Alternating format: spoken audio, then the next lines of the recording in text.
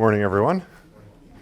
I got to meet and talk to a few of you as we were getting warmed up here, but it's a pleasure to be here, and I really appreciate you coming and spending some time this morning talking about, I think, a particularly fun but obviously timely and critical topic, which is cloud modernization, cloud migration. It's the topic that seems to be on the top of mind for most of our customers, where we're having this conversation on an increasingly regular basis. How do I get to the cloud, or what does it even mean to go to the cloud? A variety of variations on that theme. I think what's interesting is that, of course, the cloud has been around for over 10 years at this point. I mean, it depends on exactly when you start counting, but yeah, 10 or 12 years ago, the cloud starts showing up, and everybody, well, I shouldn't say everybody, but a lot of folks were kind of like, whoa, I'm never putting my data in somebody else's data center, or I'm not going to run my computing in I don't trust Amazon, or I don't trust Microsoft, or I don't trust Google. And slowly but surely, all of these vendors have established a level of trust that they had to earn. And not that they haven't had their stumbles too, but right, I think they have established a reasonable level of trust. I also think as time has gone on, we can organize organizations into, and Gartner kind of does this right on a bell curve. So type A, type B, and type C, and so type A are risk takers and early adopters, and an awful lot of us, the vast majority of us, are in the type B category. So we're like, hey, we'll let those A people test it out, right? And so that has happened. And a lot of us are looking at it and going, yeah, actually it appears to work, right? But also I think there's an interesting thing where the cost versus feature have really changed, where the cost started quite high and the feature set was quite low. And as time has gone on, I believe we're at a point now where the value is pretty clear. It's difficult to run your own data center with the value, right? I got to qualify it, right? But it's difficult to get the level of service and value that you can get from an AWS or from an Azure on your own. And not to say that some organizations can't do that, but that's out of most of our reach. And so it becomes cost effective if you leverage the cloud to use the cloud.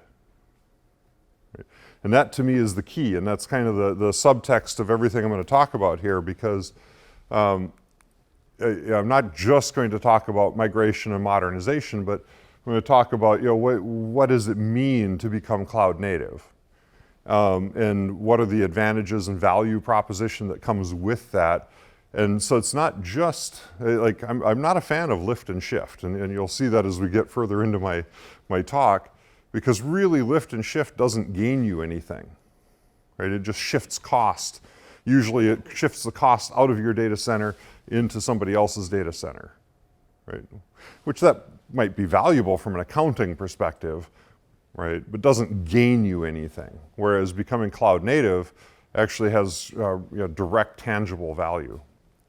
And so when we think about the world that we sit in today, we've got a set of possible places to run our software, starting, of course, on the end where we say, oh, we could run our software on physical machines, which pretty much nobody has done now for the last decade or more. 10, 15 years ago, we largely shifted all of our workloads onto virtual machines. And the primary reasoning behind this was that we wanted more density. Well, let me back up. What we discovered back 10, 15 years ago is that in any realistic sense, you can only run one piece of software per computer.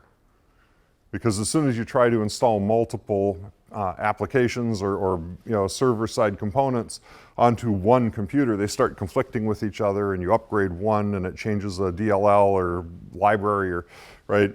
And so in any safe, conservative data center, basically you can only run one thing per computer. And so I spend huge amounts of money buying a computer, running it, putting it in my data center, and then I can only run one piece of software that maybe is only consuming, what, 2, 3, 4% of my computer. Well, it's not a good investment. And so virtual machines were an answer to this by saying, you know what, every real machine can run several fake machines, right, virtual machines. And each virtual machine is its own computer, right, logically. And so it gives us isolation. So I can still install one app per computer, but now my physical computer, the thing I invested in, can run maybe 10 apps, where it used to only be able to run one. Ha, this is a win. And so we've gained density, right? And I see everybody nodding. I realize I'm reviewing history here, so bear with me, right? What's happened just in the last very few years is this idea of containers. So the drawback with virtual machines is, so 15 years ago, we're like, wow, this is a win, right? Now instead of one computer, I've got 10. Nowadays, we're looking at it going, man, it's still a waste, right? I've got this big physical server. It's only running 10 workloads. It's still only 60% utilized. This is a waste, right? Why can't I get more? And it turns out that running virtual machines is very expensive because every virtual machine comes with its own complete set of the operating system. So if I'm running a piece of my code, right, sorry about that with the recording, I tapped the mic, but where was I? Yes. So if I'm running a piece of my software, and especially in today where we talk about microservices a lot, right? So I'm running a relatively small piece of software, but in order to run that small piece of software, I need to load up an entire operating system. So where my software is consuming, let's say, 128 megabytes of memory, I actually am using 2 or 3 gigs of memory because I've got the operating system and all this essentially wasted overhead. So along comes the concept of containers, popularized by Docker, although Docker containers are now considered an open standard, which frankly is probably good because Docker's financial situation is a little iffy at the moment. But regardless, the idea of a container is that instead of virtualizing hardware, which is really what a virtual machine does, right? A virtual machine says, hey, here, we're going to create for you a pretend CPU and a pretend set of memory, and then you can boot an entire operating system. A container comes along and says, what we're going to do is give you a pretend hard drive. And this works really well with Linux because Linux bases everything on the hard drive. Right? Unlike Windows that has a registry, so that adds a layer of complexity. But on Linux, basically, if I give you a hard drive, you can run your instance of Linux on that hard drive. And if I give you a different hard drive, your Linux can keep running, but all of a sudden it's got a different configuration because it's just got a different set of config files and so forth. And so what containers do is they keep running the exact same operating system over and over again, but they basically create instances of the operating system with different hard drives, with different configurations. And so you still get a level of isolation. So each container can still run one app, and all of your apps are separated from each other, so you don't have a conflict between DLLs or library components, right? So you get all of those advantages, except that now we are not booting up entire operating systems, we're just creating a fake hard drive. And even that is super cheap because what they really do is create pointers to the real hard drive. And every time that your container thinks it's changing the hard drive, it's actually just changing some spot in memory, right? What this means in short is that where a container has to boot the operating system, which like with Windows takes 13 seconds or give or take, with Linux it's probably maybe 10 seconds, but I mean still these are real time sinks. Containers come up and down in sub-second times. It also means that where a virtual machine has to have all of that memory allocated, like a couple gigabytes just for the operating system, containers don't. Because the operating system is running once. So it's not like it doesn't use the couple gigs of memory, but it doesn't use it per container. It uses it once for your whole machine. And so now what it means is that where my physical server used to maybe run 10 virtual machines, now it can run maybe 100 containers. And so we've increased density substantially. So on the IT side, we're like, "Wow, this is awesome," right? Better utilization of my physical assets and so forth, right? But there are a whole host of other benefits by being containerized. One of the biggest drawbacks that we've faced for, I think, ever, my entire career anyway, is deploying software is hard, right? And the reason being that everybody's software has dependencies, and those dependencies have dependencies, and so trying to get something installed on a computer is generally really difficult. You might say, oh, it's not that hard, I just run a setup installer. But the amount of effort that went into building that installer and making sure that it actually worked and all the dependencies came in was tremendous, and they're very fragile. And so what containers do too is they turn on its ear this idea of deployment, because now I create a container image, which is really this fake hard drive that has my software and has my dependencies, and those dependencies all the way down to the base level operating system. So literally my container is a self-contained unit of deployment. And in fact, the common metaphor, you can see the Docker image up there, is a whale with a container. It's like a container ship. That's what they're trying to hearken to, because this by far is the best metaphor that I think anybody has found for containers.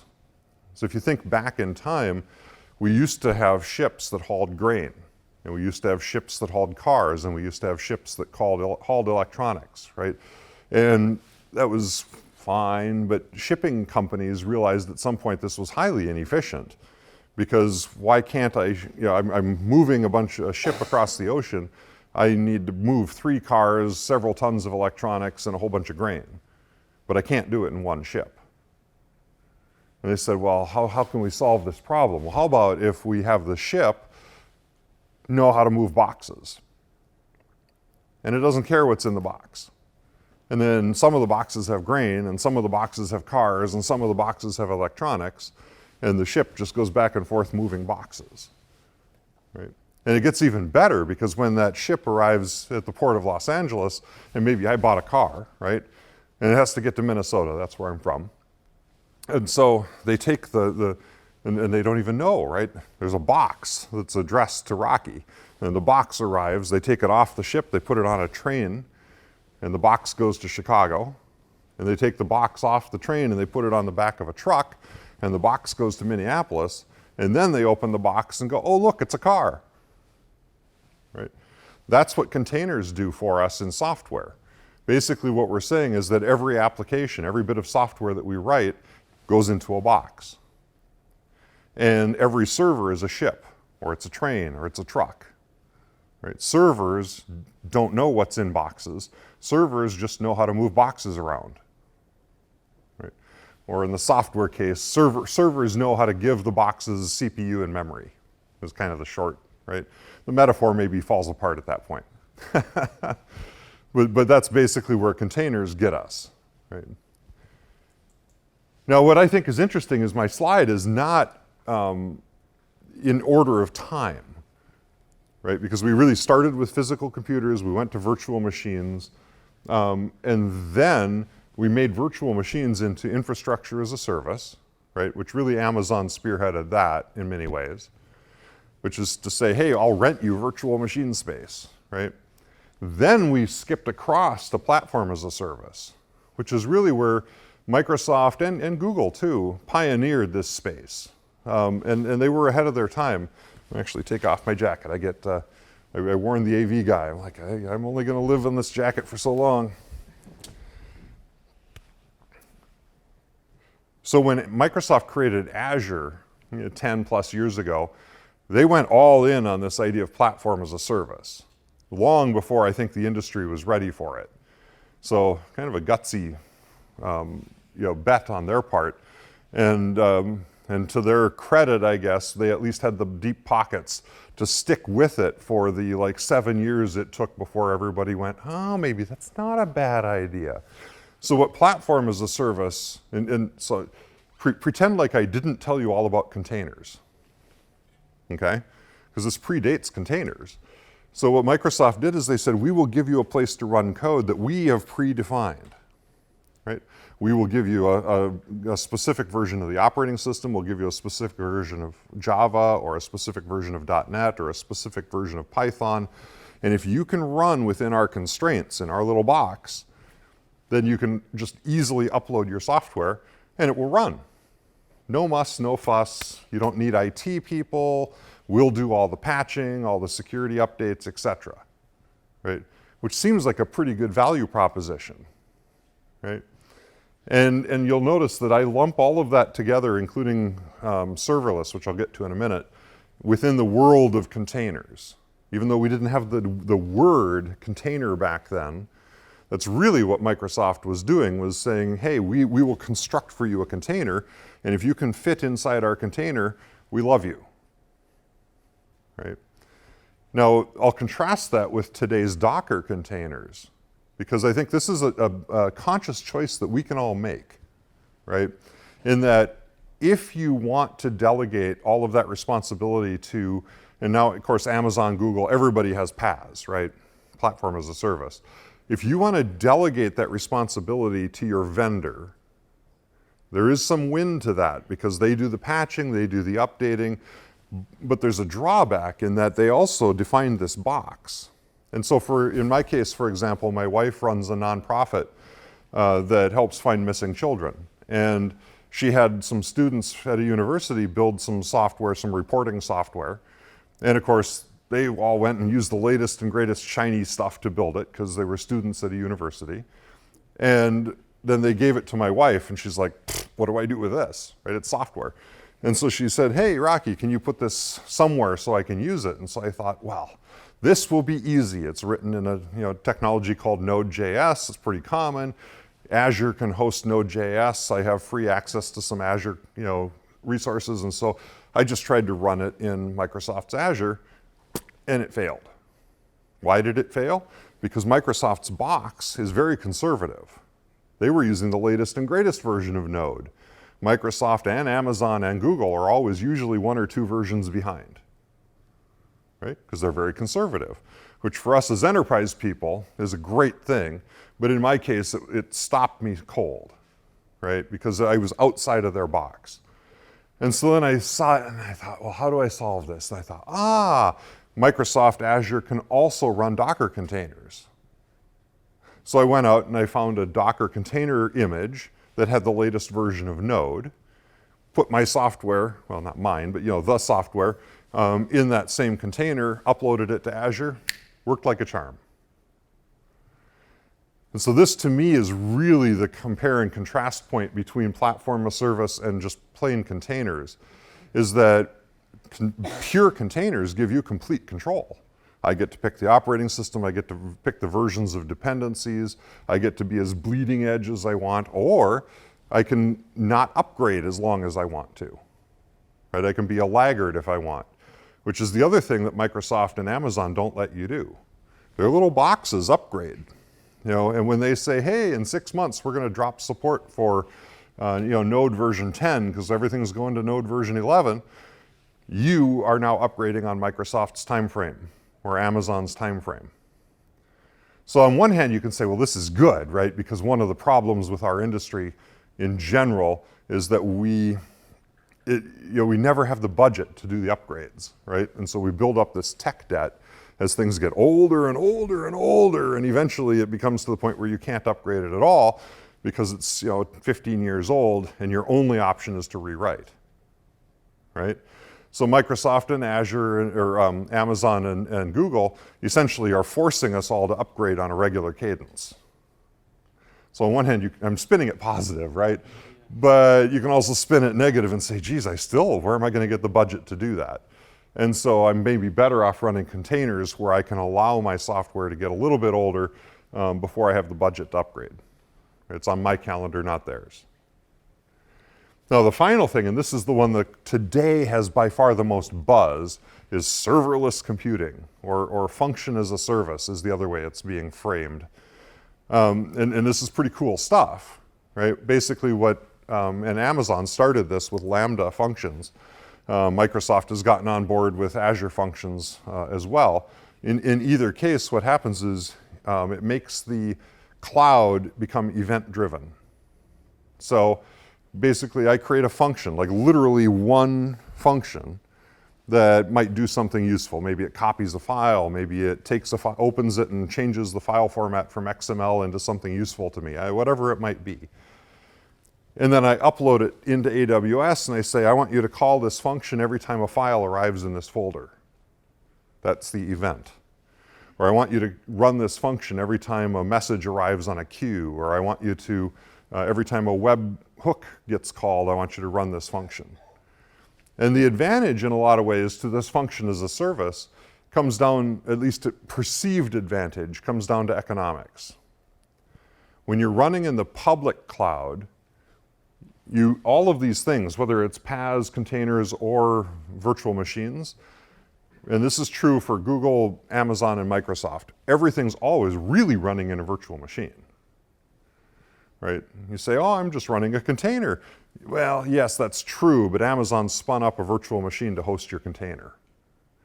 And so they charge you by the clock hour, not the CPU hour. I'm old enough to remember timeshare systems, right, where we got charged by CPU time, but they don't. They charge by the clock hour for every hour that your virtual machine's running.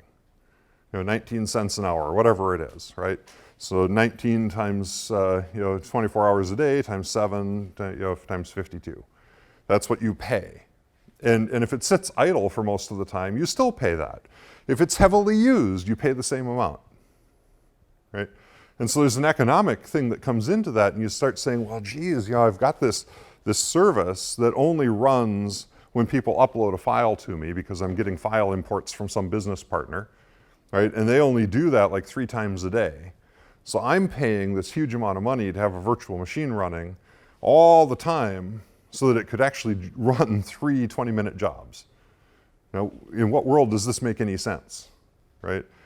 And so this is where function as a service comes into play, because you say, well, if I write it as a function, I can upload it into AWS and they will only charge me when it's running, right?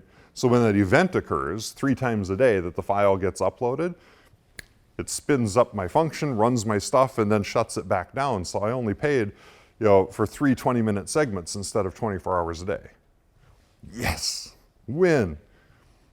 And on the surface, and in some scenarios, that's perfect, right? That is awesome. In other scenarios, though, what we have found, just in practice, is that the cold start time on a function is sometimes 2 or 3 minutes, right? Because they shut it all down, right? So when that first event triggers, your vendor, your cloud vendor, has to allocate memory, set up a virtual machine, move your image over, whatever they're doing behind the scenes. And it might literally take 2 or 3 minutes to start up to run that first instance. And so if in my case, where I'm describing a file upload, you might say, what do I care, right? But in other cases where it's maybe a service that's running behind a website, so the user hits the website, and this is the first time today that they've hit that particular part of your website, and now your first user is waiting 3 minutes. That might not work so well, right? And so there's definitely some trade-offs in these models.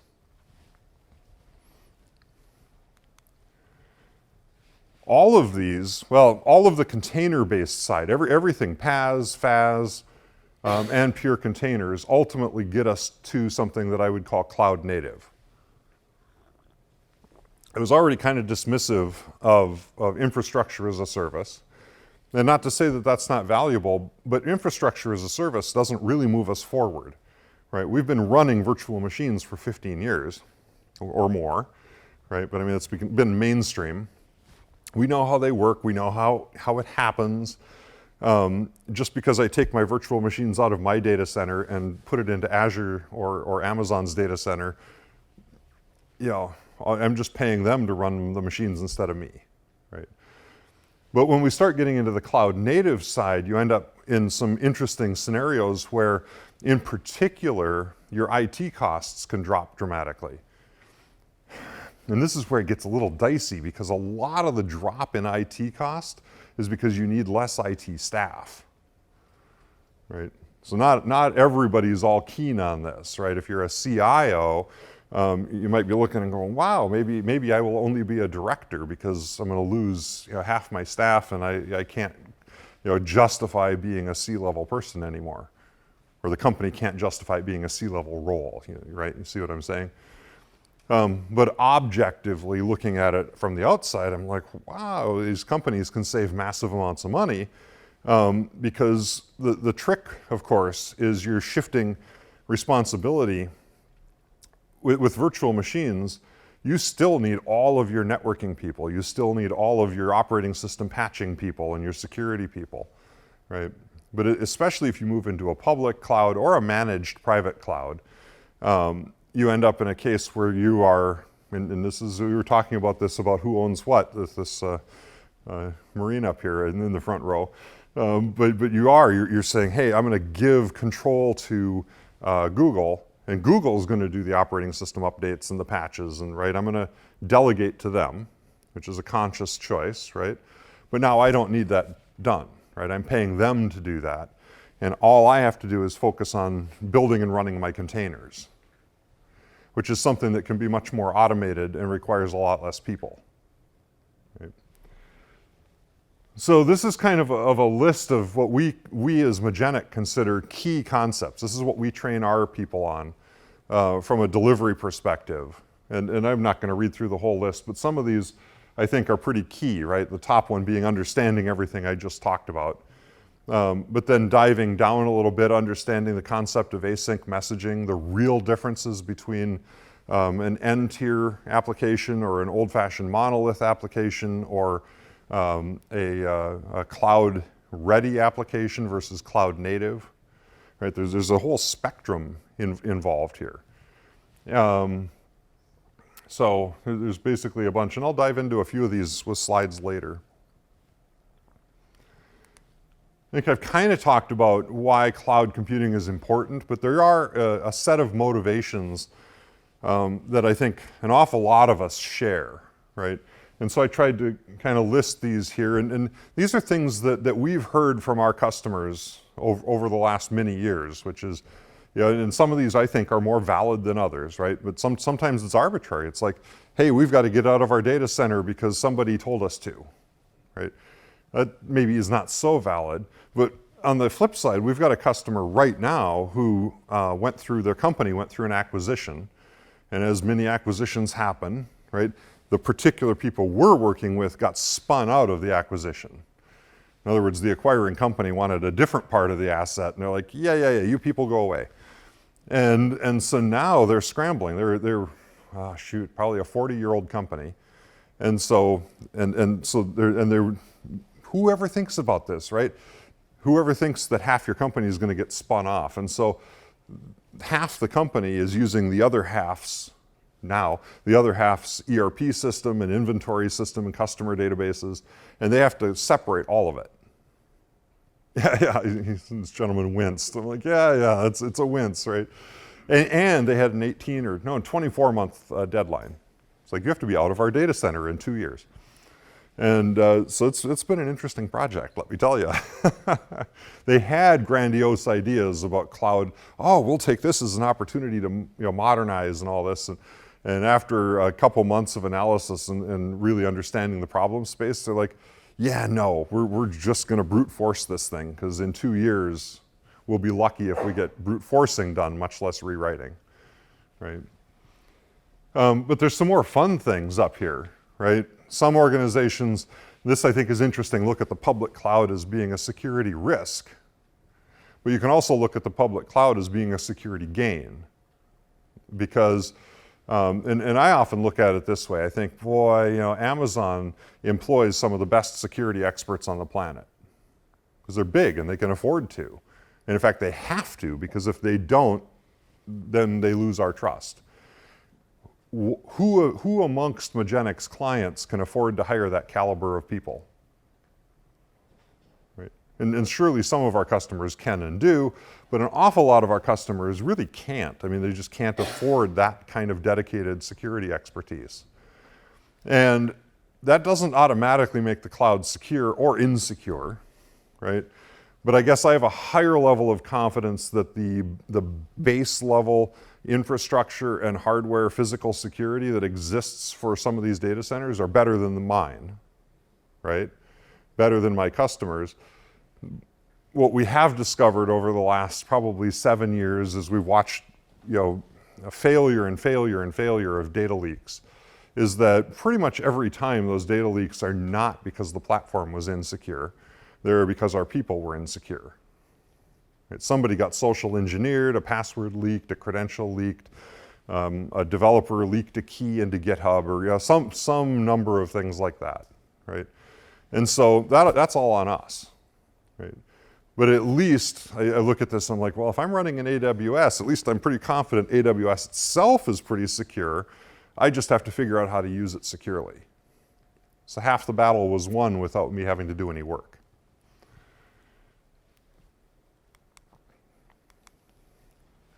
So how do we get to the cloud? And of course, I should pause at this point because I keep talking about the cloud in the kind of conventional sense, the way everybody thinks, ooh, it's Microsoft, it's Google, it's Amazon. And that's all true, and that's a lot of the emphasis.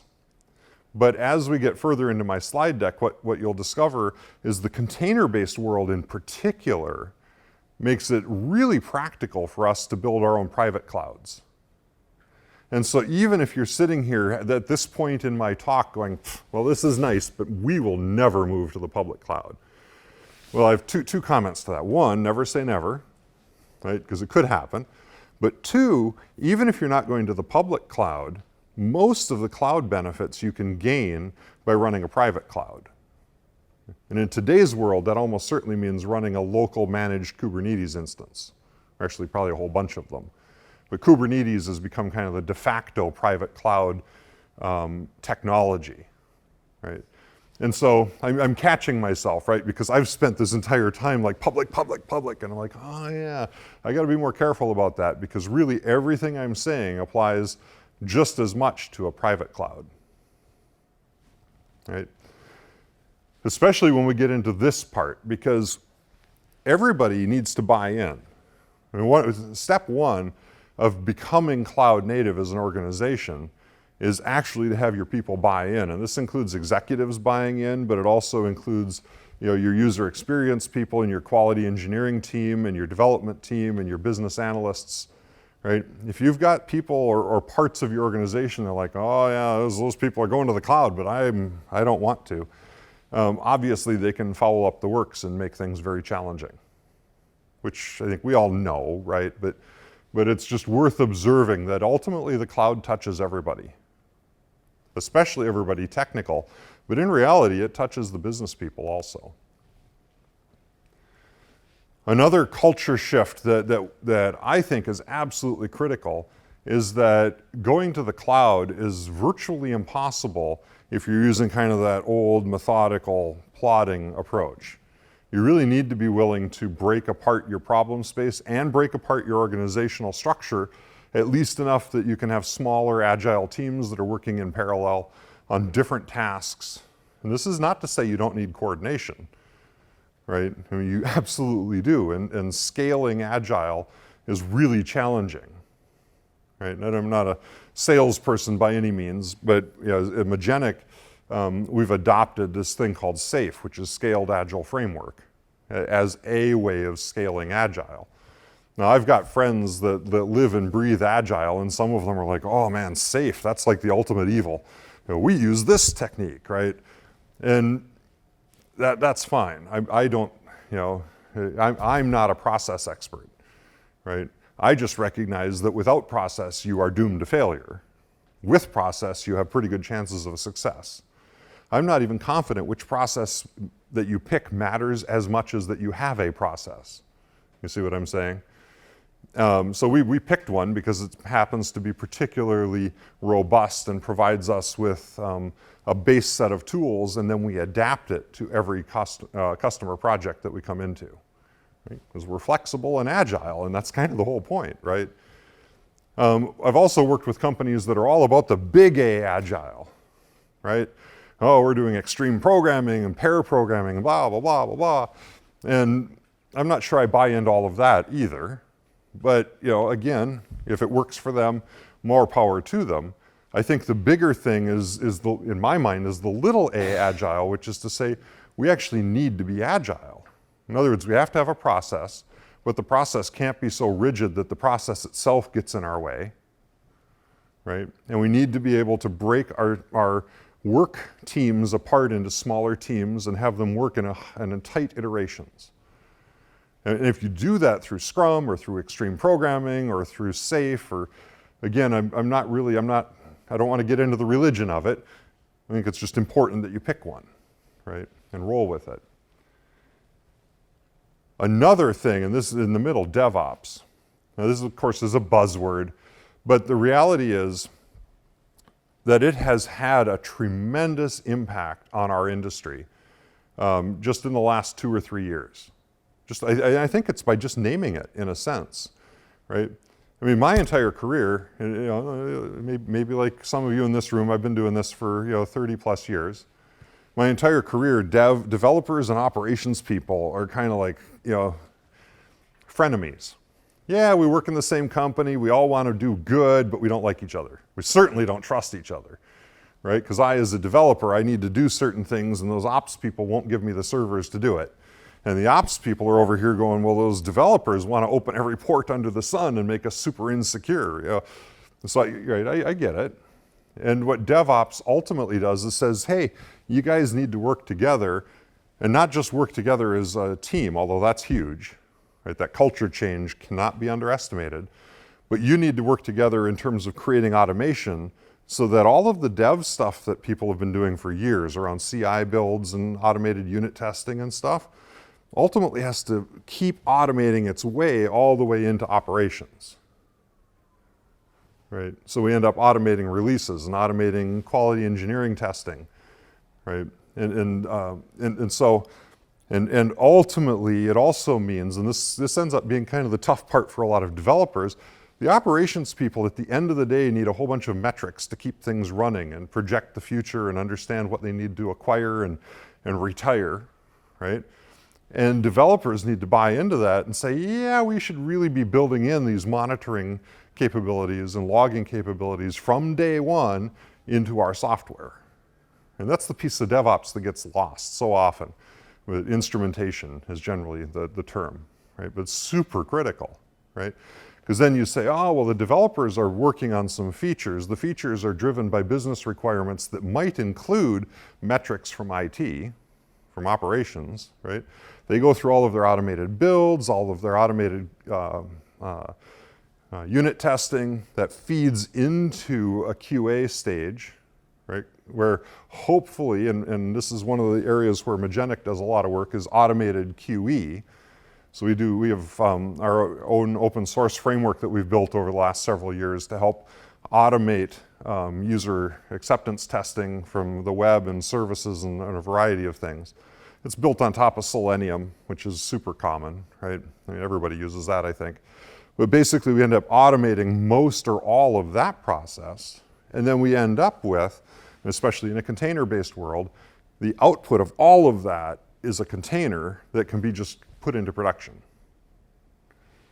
And that's the point that usually people are like, well, but I don't want to automate it going into production. That scares me. But there's a gateway here, right? We can still automate it going into production, but there does, I agree, have to be a manual step. Somebody has to come and push the button saying, yes, this is okay, right? All the lights were green. Now, why is this? I believe this is a prerequisite to going to the cloud. And here's why. The cloud, in and of itself, especially if you become cloud native, is way more complex than a monolith. Way more complex than an n-tier architecture for a typical app. Now, this might seem counterintuitive because everybody's like, oh, my monoliths are hard to manage. I'm going to use microservices and it'll all be better.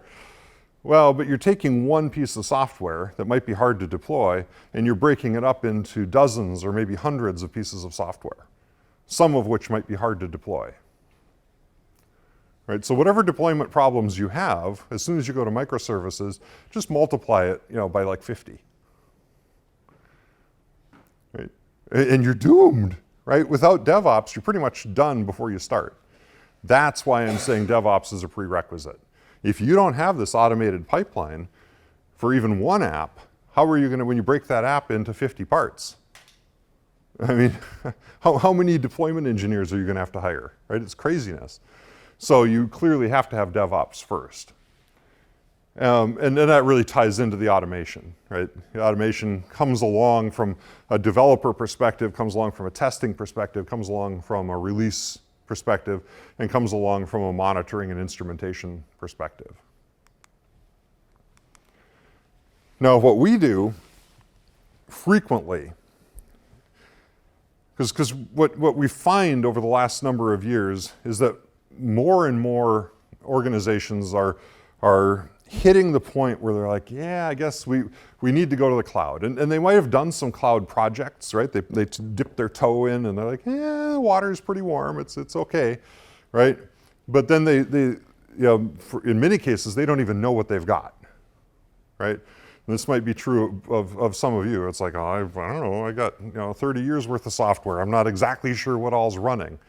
So step one with most of our customers in this scenario is to do some sort of an inventory. And sometimes that's manual, sometimes it's using various tools like Dynatrace, or there's a whole host of them that you can put in place in your systems that will monitor what's running, what's actually running, right? And even that's not 100% accurate unless you're going to run it for over a year, because as we all know, there's some software that gets run once a quarter or gets run once a year, right, at year end or something like that.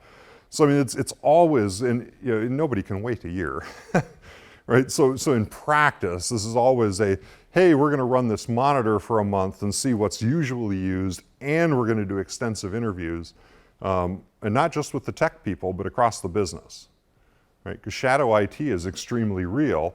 And part of going to the cloud is you don't want to leave your users behind because they've got a super, super critical thing that somebody once upon a time built in Excel, right? You want to be aware of that. And maybe you choose to leave it in Excel, but at least we want to be aware of it, right? But that does bring us kind of to the next step, which is that we need to go through and analyze all of these apps that we know exist and look at them both from a technical perspective and also from a business perspective, right? Because usually these cloud migrations are viewed as an opportunity to modernize the organization, to modernize IT, to modernize the business. And so there's a lot of factors that go in, way beyond just, oh man, I can move this thing, I'm an IT guy and I can move this thing from here to here, right? You have business users that are looking at it going, oh, this thing is a clunking antique, right? And I'm having a hard time hiring young people that are willing to use a green screen terminal. Can't we put a GUI on top of this thing while we're moving it to the cloud, right? Or many variations on that theme. And so we've actually got tools that we use to do what's called an APR, or Application Portfolio Reconciliation. So we work through the entire inventory, which is usually hundreds of apps. And so it's not like we dive deep into them, but basically we've got a checklist that we fill out for every app at a high level that says, hey, what's the business priority today? What's the business priority 5 years from now? What's the tech debt? And a variety of things that we analyze. Using that, then we're able to prioritize the apps that we're going to target first, so we're able to do kind of a deeper dive into the high priority apps. And ultimately our goal here is to develop a backlog of action. Again, because we're being agile, right? And backlog, regardless of what flavor of agile, I think everybody generally agrees on the term backlog. So we end up with, hey, here's the steps. This is what we're going to have to do in order to start moving forward. Now the key here, though, is at the end of the day, I mean, we're usually, again, talking hundreds of existing applications. So, and this varies by customer, to be honest, by organization. But you really end up with three things, and I think I'm probably jumping ahead on my slides here. In fact, maybe I'll just go see if that's my next slide. Oh, look, it is. Ultimately, there are kind of three big possible outcomes Okay, let's go with 4. How many are there? 5? But so I guess some apps you're going to abandon, right? That's not sexy or fun, so I always overlook that one. Some apps you might, though, replace, right? And I shouldn't skip over abandon. I mean, it's true, right? You might look at this whole thing and go, wow, that gets run once a year, right? Why? I mean, there's no reason at all. It's useless. It's junk. Throw it away. But in many cases, too, this replace ends up being a big deal. It's like, oh, yeah, there's this. That thing was written 30 years ago in some ancient technology nobody understands anymore. It seems kind of important, but we're also rolling out Salesforce, and Salesforce has a module that does that. And so maybe we can replace that old thing with Salesforce. Right? These become the conversations that happen. So it's not necessarily replaced with custom. In fact, it's usually not. It's replaced with existing, modern, newer commercial options. Right? My company has changed over the decades, and my options and capabilities are different than they once were. What a lot of people focus on are the bottom 3. Right? And this is why I say for most people, they think about 3. So lift and shift is one option where you say, hey, this thing is running on a server. We may not even have the source code anymore, right? Because it was written by some developer 15 years ago, and they never actually put the code into source control because 15 years ago that wasn't such a big thing. And then they left the company, and I guess it's just been running ever since. And so something like that, you only have 2 options. You can either rewrite it completely or lift and shift. And a lot of organizations are like, yeah, I'm just going to take that virtual machine and I'm going to run it in AWS. And we'll just leave it there, right? And what we find on the whole is that lift and shift is a minority. A lot of folks, in the early days of the cloud, companies went wholesale. Like, oh, I'm just going to lift and shift. But again, you don't gain very much by doing that. And so a lot of companies at the end of that process went, wow, I didn't save anything. And so now what we're finding is that, yes, some things get lifted and shifted, but that's a minority of what happens. Right? The next step down, though, is rewrite. And this is where you say, hey, this piece of software is super business critical. It could gain tremendously by being actually cloud native. Right? It would scale way better, it would manage way better, whatever it might be. There's a whole host of benefits that I might get. I'm going to invest in literally rewriting the software to become cloud native. And I'll talk about exactly what I mean by that in a little bit. Right? That's a big investment. And so that too is a minority. Right? The majority of what we find people choosing to do is modernization, which is to say, yeah, this software, we have the source code, we could lift and shift, but if we made some minor changes to the code, hopefully minor, right? But modest, let's use that word. Modest changes to the code, we can put it in the cloud, and it won't be really cloud native, but it'll be cloud enabled, right? So it gains something over lift and shift. We actually take advantage of the cloud, but we didn't make the major investment of rewriting. So, and this is kind of the outcome. So from this previous slide, right, we go through all of this step, and in particular, the analyze and catalog parts, that's where we end up deciding what's going to go where here, right?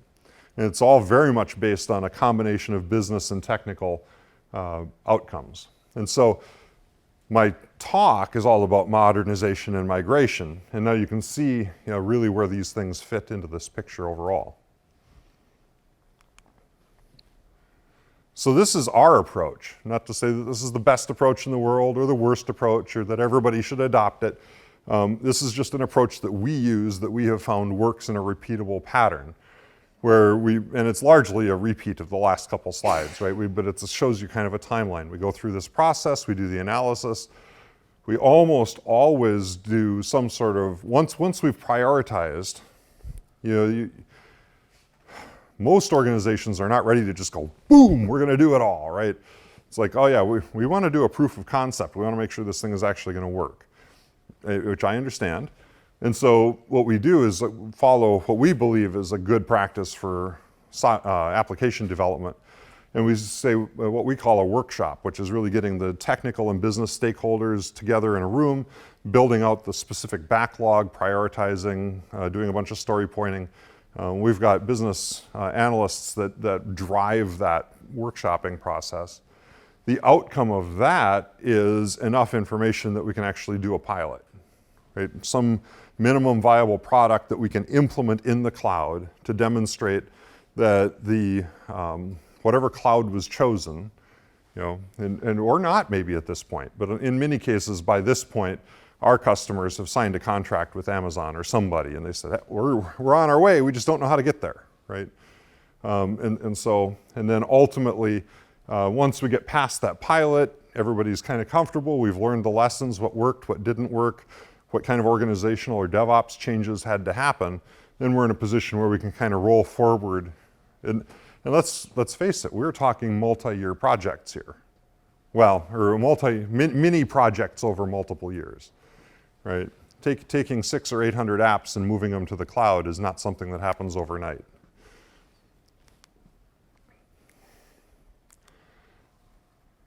So when we talk about migration, so not modernization, but migration, ultimately we're saying lift and shift in short, right? We're saying what we need to do is start looking at the existing virtual machines, and a lot of this we'll end up using tools to help, right? Analyze the existing network, and this also depends very much on the vendor, right? Amazon, Microsoft, for example, have tools that you can run against your existing environment to help map into Azure or help map into AWS, right? To figure out what networks, sub-networks, boundaries, and a variety of things. And so this is at a high level the plan. What we do find, and this is kind of maybe the biggest investment point, is most old software does not have good testing. And so if you want to do any sort of validation, which in particular right here, these last couple steps, that would imply that you have something to validate against. In other words, you knew how the software ran before we moved it.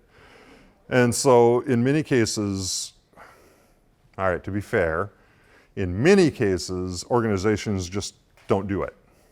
Like, yeah, we'll just, our end users will see if it works, right?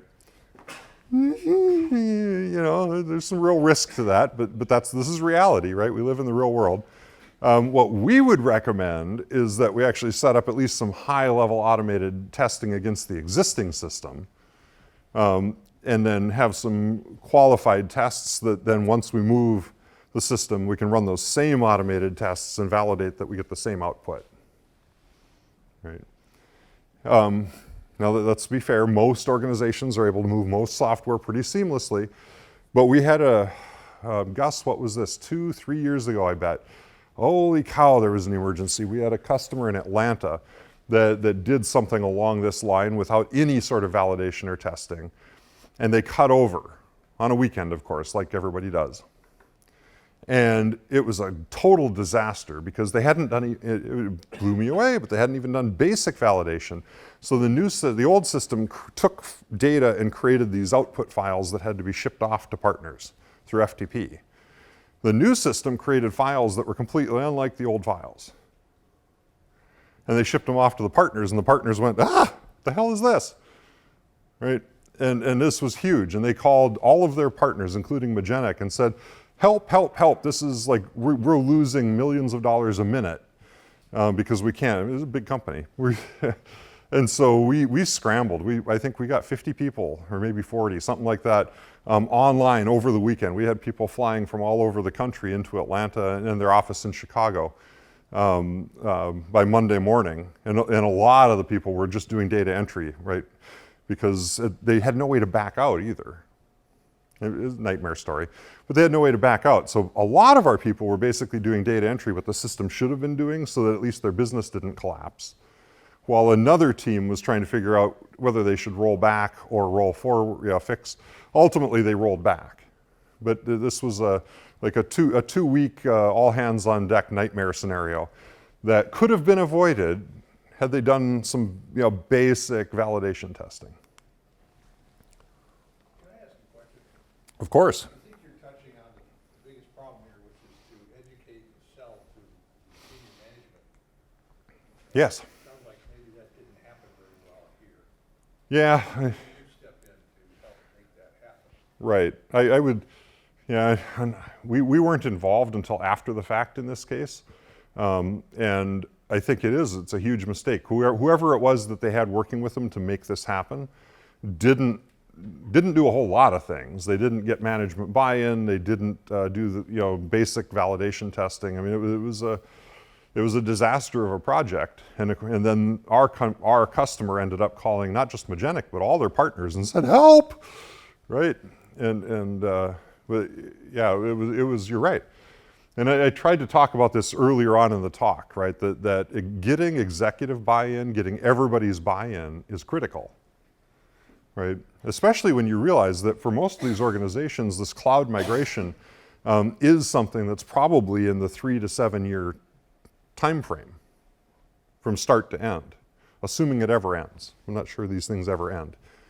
Right, but I mean, it's a huge long-term investment, and so you've got to have executive buy-in, not just to do it, but to do it right.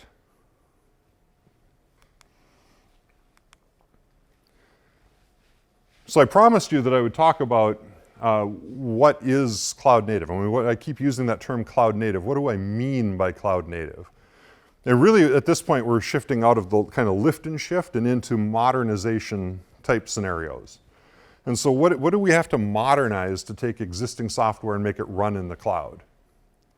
Now this is, the source for this is 12factor.net. And I think a lot of it comes from Netflix and some other companies that over time took the time to document design patterns that we know work in distributed computing, which is awesome, right?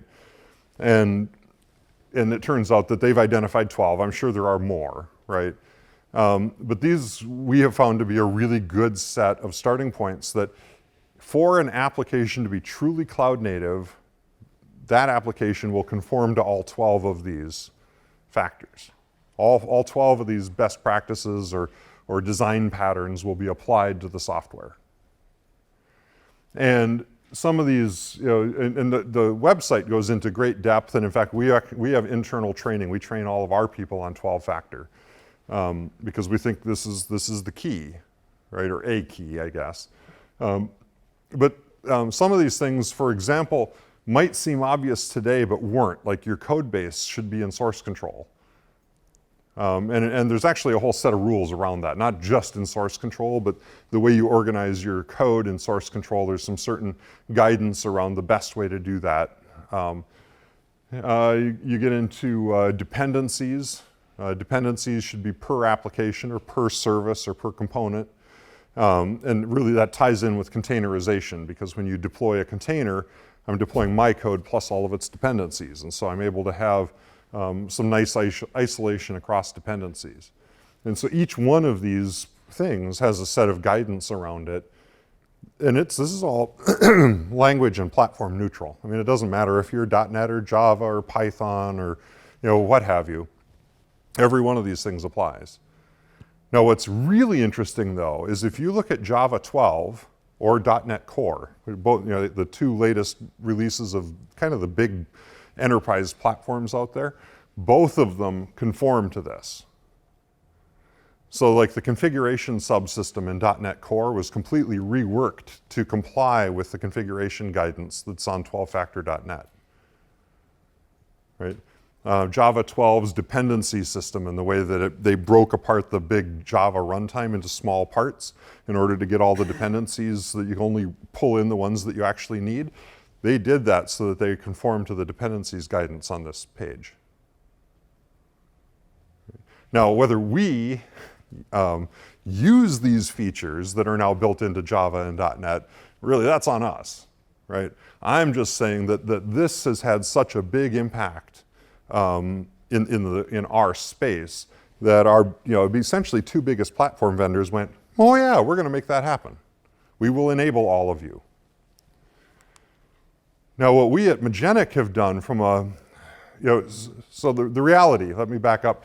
The reality is that this is awesome, and if we're going to take an app and rewrite it to be cloud native, which we do every time, there's some small number of apps that have enough business value that it's worth rewriting them to be truly cloud native, right? We try to conform to all 12.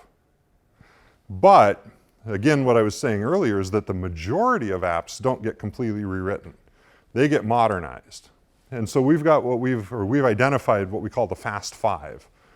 So basically, these 5 characteristics, if you take an old code base and you can modernize the code base enough to get logging, configuration, some code base, and basically just this set of 5 things in that code base, which requires going into your existing .NET, Java, Python, whatever, and actually changing the code, right? This is a manual process.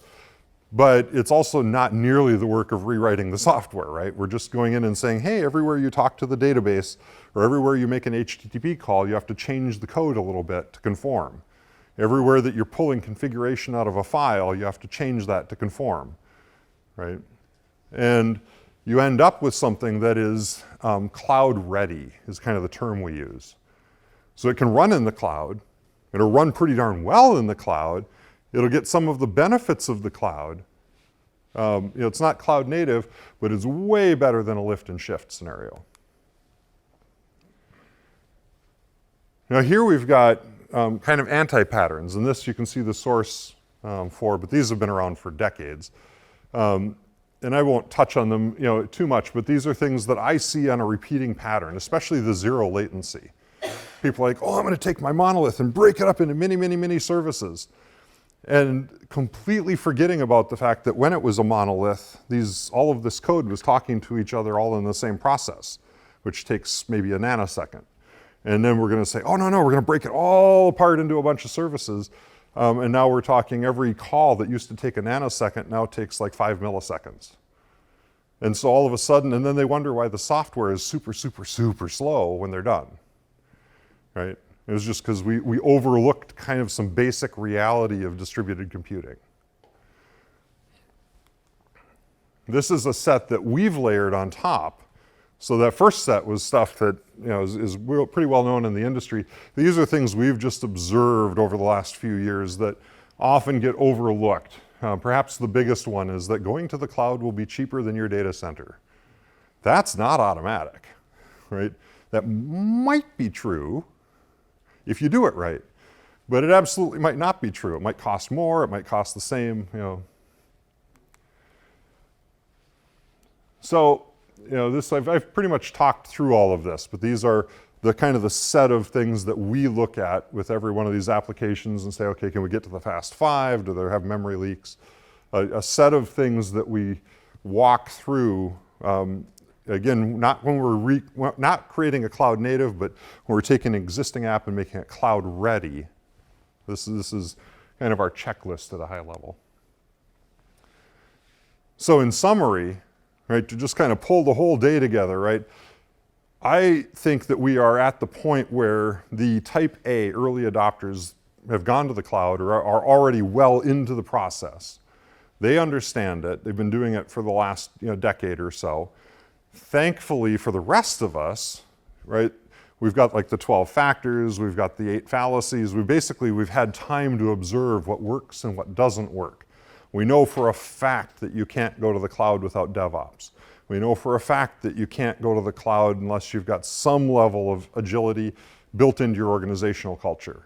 We know that you can't go to the cloud without top-level executive buy-in, but also buy-in from operations, from your development groups, and from your business groups, right? And so then you can start saying, okay, why are we going to the cloud? Right? There's various motivations. Hopefully you've got one that's valid, right? Using a portfolio reconciliation process to kind of look at your big picture, and then using what, I guess I didn't use this acronym before, but SNAP is the acronym used for looking at an application and just doing a quick dive into its architecture to assess its cloud readiness. Pilot something, make sure you're comfortable, you've learned the lessons organizationally. Usually it's less tech and more organizationally on how to operate in the cloud world, and then just execute the plan, which is, again, something that often takes years. Thank you all very much. Appreciate it.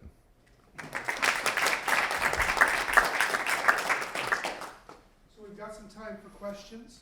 So I'm going to let you kind of moderate that yourself here. Great. But, I wanted to start with just one real quick one. What would you say are some of the more common problems that you've noticed that people make, or mistakes that people make in taking the first steps in this journey? I think the biggest thing is to underestimate the organizational impact, right? And I think this is because, you know, as a CTO, I'm talking to technologists more than I am to business people. And the business people are like, yeah, cloud. You know, I don't know, I read something somewhere about the cloud. I'm not sure what it is. And as technical people, hopefully we've got at least slightly a better understanding, but there's rarely, when cloud migrations start to falter, it's usually because the tech team in our client and the executive/business team weren't aligned to start with. Not everybody understood the goals, not everybody understood the motivations. And so, you know, it's less about technology and much more about the people, the process, the culture, which frankly, those are harder things to change.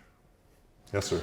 So I have several comments. In a previous life, I managed several migrations to the cloud. One of the things that are really critical when you start that conversation in an organization is to ensure that jobs are not going away somehow, or be clear with that communication. We're going to the cloud, we're going to lose, I don't know, X amount of people. We're not going to lose X amount of people. Your jobs are going to be repurposed. So that's one component.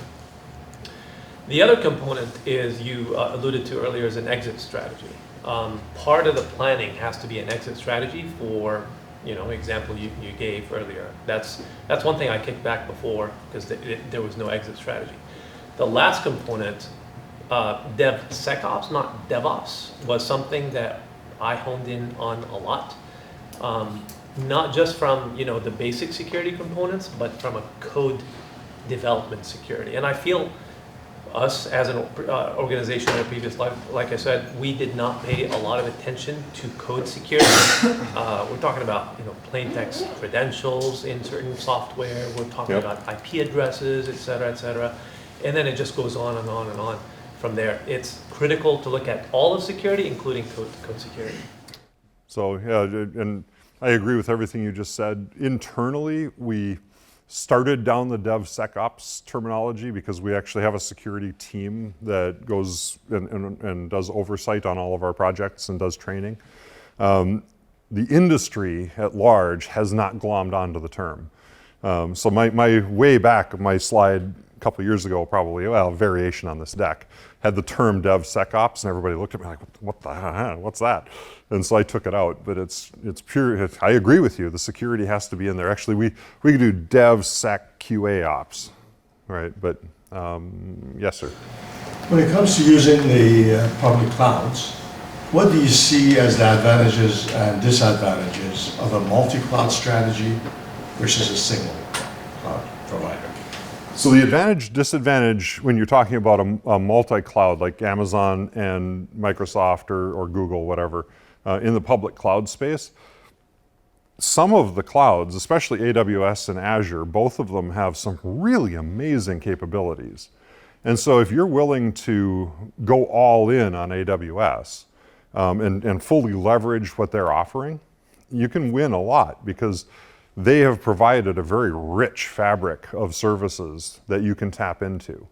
And so that can save you a lot of money, both in the development process, but also long-term in terms of operations. The drawback is, of course, then you'll never move off AWS, right? And so this has just got to be a conscious choice because your other big alternative today is to say that you're going to use Kubernetes. And the reason for this is Kubernetes is an open standard, or well, it's open source, but it's also become an open standard. So you can just walk up to Azure or AWS or your own data center and spin up Kubernetes as an option. And it's the same everywhere, right? This is the great thing. So as a developer, if I know that I'm building for Kubernetes, I honestly don't care if it's running in Azure or AWS or your own data center. Kubernetes is Kubernetes, right?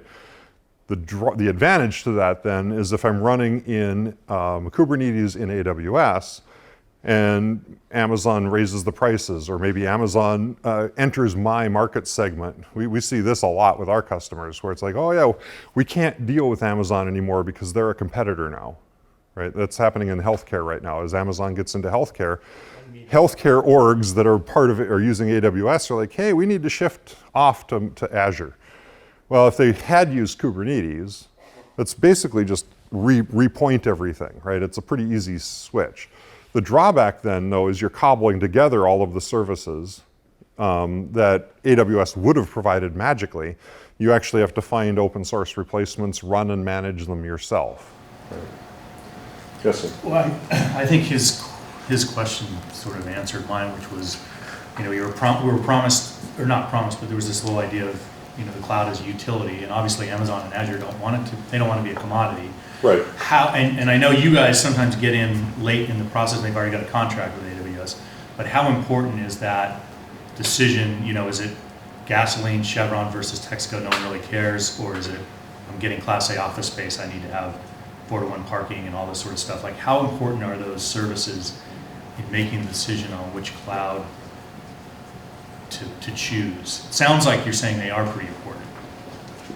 If you want to fully exploit them, they're quite important. Sure, yep, because Your point, you answer my next question is, okay, if you do it on Kubernetes, you can move it around, but you might have to give up that service that your application may be dependent on. Yes, that's exactly right.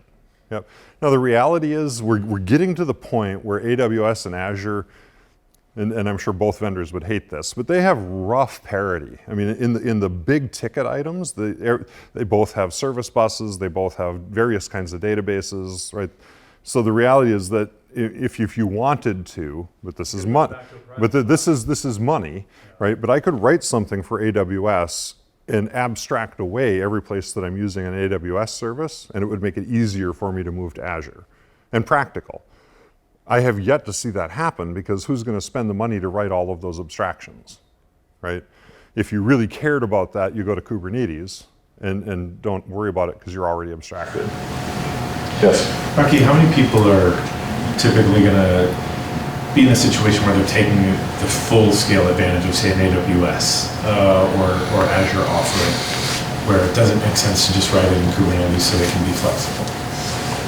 That's a difficult question to answer, right? I mean, it very much depends, I think, on, it's easier. And so we've got, for example, a very, very large client, Magenic does, that went all in on Azure over the last like 3 years. Honestly, I think their architect must have taken the catalog of Azure services and put it on his wall and tried to check off every one. And sometimes it was a disaster, right? This had to have been what happened, but it was like, oh, let's try this Azure service. But to a large degree, it's been great, right? Even the ones where we tried something that the customer was like, oh, we should try this, and it didn't work, we fell back to a different Azure option, right? And they've been ecstatically happy because of the fact that they just, all this great stuff that Microsoft keeps building, they get it. Every 3 months, they get an update, right?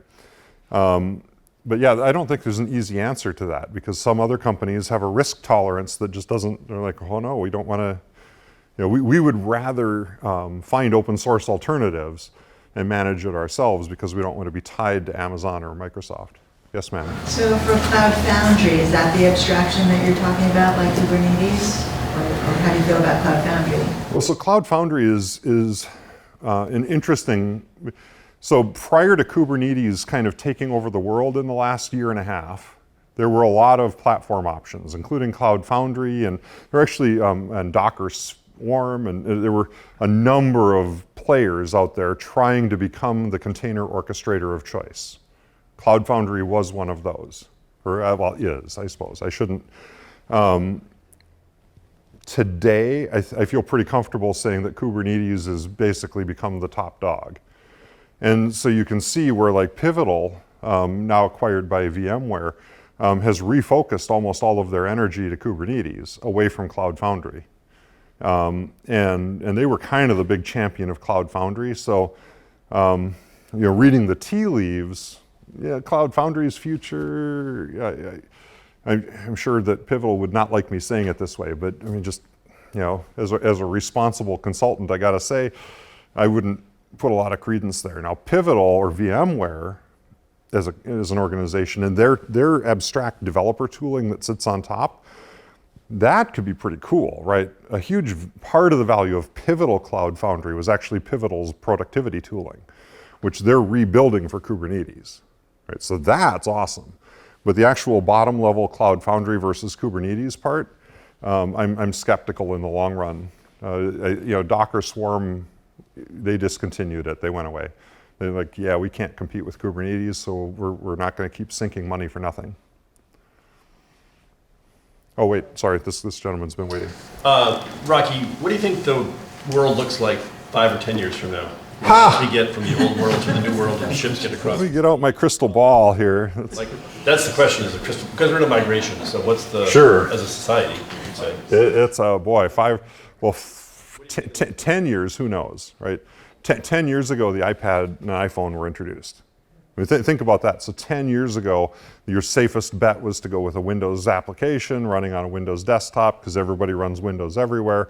And like overnight, the iPad shows up and boom, it's all different, right? So 10 years, I'm not even gonna try. I'm sorry. I got no idea.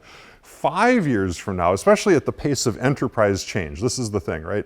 Enterprises don't change rapidly. And so there is some risk, I think there's essentially zero risk that AWS or Azure are going to go away, right? In other words, I can't see them being displaced within the next 5 to 7 years. There's just nobody on the horizon. You know, Google's taken a good run at the cloud again, but I mean, they're still in 3rd or 4th place by way distant, right? So I think AWS and Azure are safe bets. Right now, I think Kubernetes is a safe bet. You know, but it's only been dominant for a year and a half, right?